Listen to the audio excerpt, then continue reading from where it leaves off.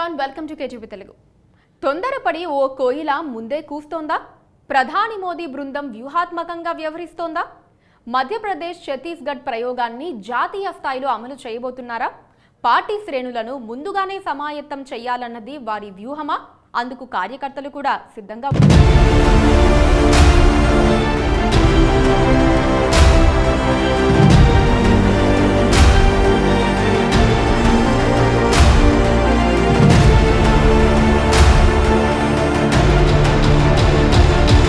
అమిత్ షా ద్వయం ఏం చేసినా అందులో ఒక దూకుడు కనిపిస్తుంది.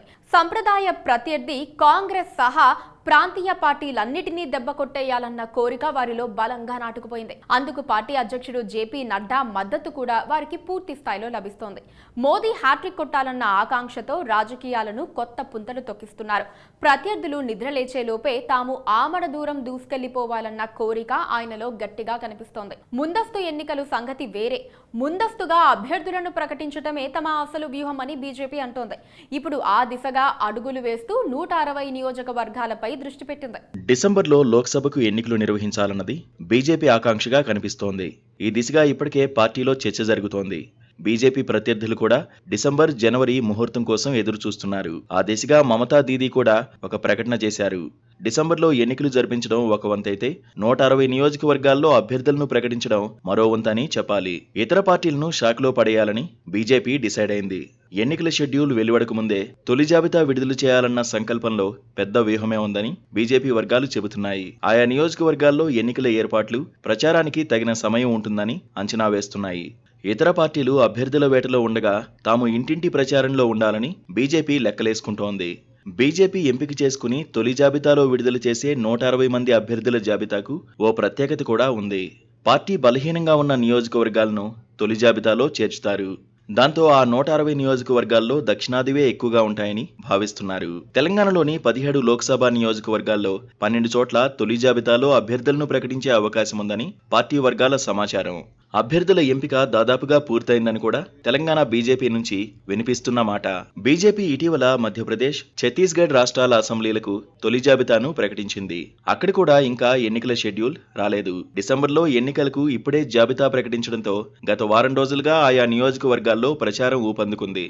దీంతో ప్రజల నాడి తెలుస్తోందని, బీజేపీ చేసిన మంచి పనులను జనంలోకి తీసుకువెళ్లేందుకు వీలు కలుగుతోందని అనుకుంటున్నారు. మధ్యప్రదేశ్లో బీజేపీ అధికారంలో ఉండగా ఛత్తీస్గఢ్లో కాంగ్రెస్ సీఎం భూపేష్ బఘేల్ పాలన నడుస్తోంది. ఛత్తీస్గఢ్ ప్రజలు బీజేపీ పట్ల మొగ్గు చూపుతున్నారన్న సర్వేల నడుమ తొలి జాబితా ప్రకటించిన నియోజకవర్గాల్లో అనూహ్య స్పందన కనిపిస్తోందని క్షేత్రస్థాయి నుంచి ఢిల్లీకి అప్పుడే నివేదికలు వెళ్లాయి. ఇక మధ్యప్రదేశ్ ముఖ్యమంత్రి శివరాజ్ సింగ్ చౌహాన్ వాయువేగంతో సంక్షేమ, అభివృద్ధి కార్యక్రమాలు అమలు జరుపుతున్నారు.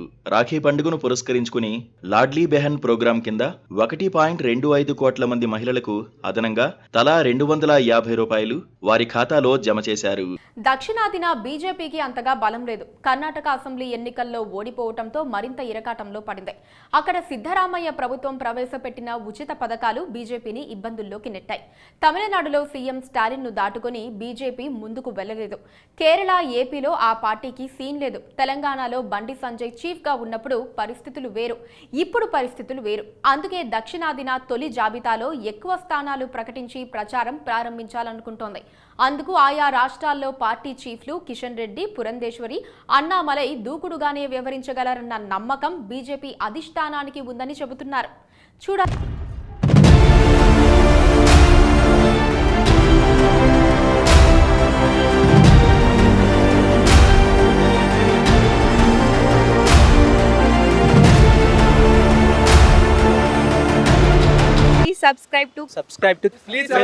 Please subscribe to KTV Telugu. KTV Telugu channel.